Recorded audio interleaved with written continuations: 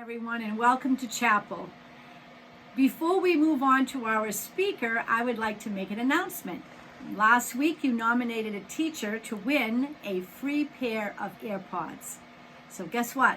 The winner was Miss Bonaventure, and she was very excited. She was jumping up and down and clapping. So congratulations to Miss Bonaventure. We have some exciting news, though.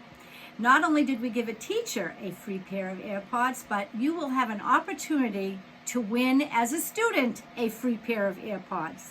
So go to CCA's website, find out what you need to do, what you need to fill in, and how to nominate a student to win.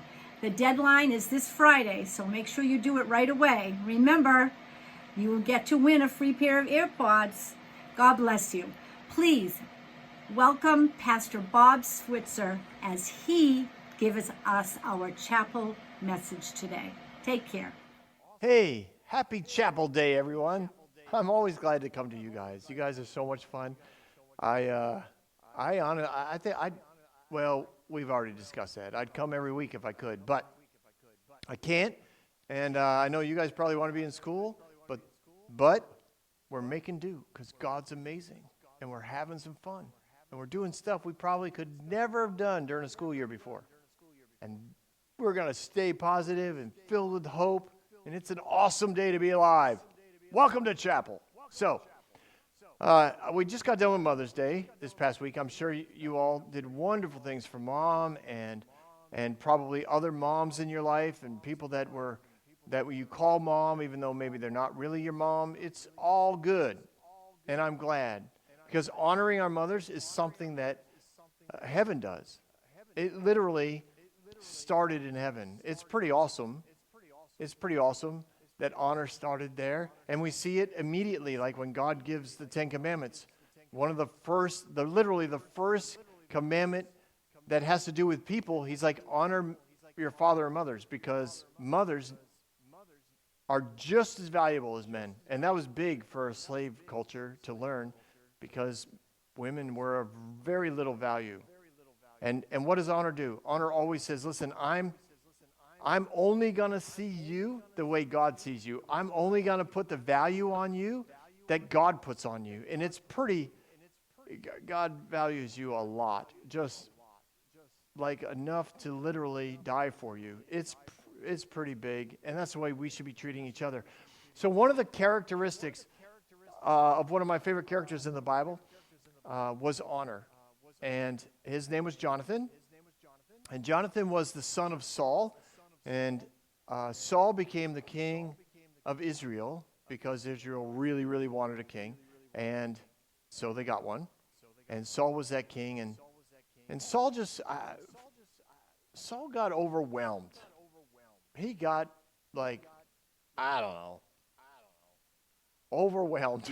He just couldn't put his life together. After he became king, he was insecure. You ever met somebody who didn't quite have the confidence to do what it was that they were supposed to be doing? And I'll give you an example. Somebody who doesn't quite feel up to the task is me in a math class.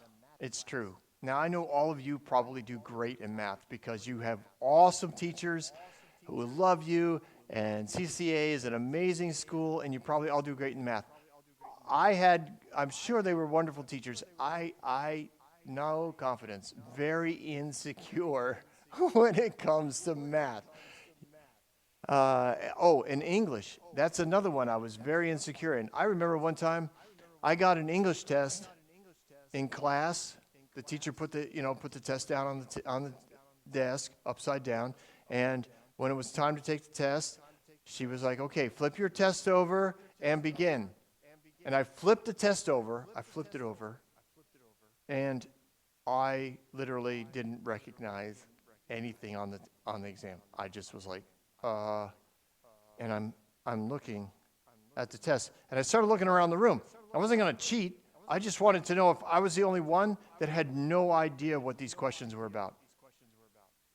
Oh, no, I look around the room, everybody's like writing answers, and they're checking off whatever, the multiple choices, and I'm sitting there, and I'm looking around the room, and I keep kind of, kind of rereading the first question over and over and over again. And there it goes. The overall exam kept going, and I'm like, I'm not getting this. So I guessed at a few of the multiple choices. Finally, I just put my head down. I flipped the test over like I was done, and I put my head down. And the teacher came over, and she picked up my exam with everybody else's, and I didn't do well. No, I remember I got a straight 0 on it. And I went to the teacher afterwards. I was like, I just had no idea. I had no idea what this exam was about. She's like, well, weren't you in class for the last, month? I was like, yeah. I mean, hello, you take attendance. I'm here. Of course I didn't say that. But I'm thinking, I've been here. This is school. I'm here. Anyways, Saul was kind of like that. Enough about my life. Saul was like that when he got to be king. Very insecure. But Jonathan, his son, always recognized who Saul was from heaven's perspective. He never treated his dad like he was an insecure, controlling, manipulative man, which he was. But Jonathan never treated him like that. Jonathan always treated him in purity, the way heaven sees him. And we know this to be true because Jonathan also knew in his heart that David was anointed to be the next king.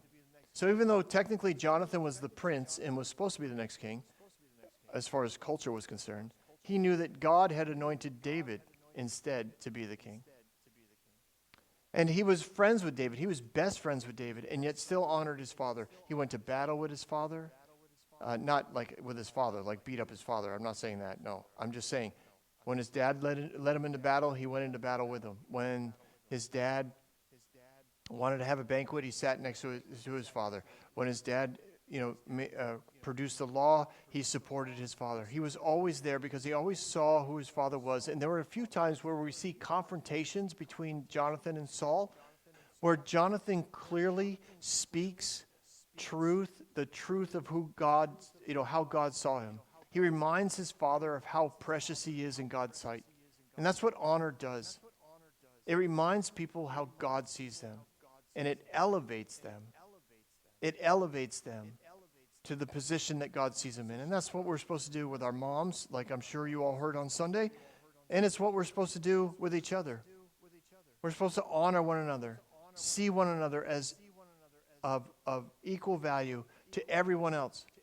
When you honor someone, it means that there's no action or characteristic they have that could ever take that away. Because honor is based in love, and love is eternal. And it's not, you don't love someone because of the way they behave, and you don't honor someone because of the way they behave. You honor them because of the way God sees them. So I hope you guys are having a great, great day. God bless you. I can't wait to see you next year, live and in person. I promise.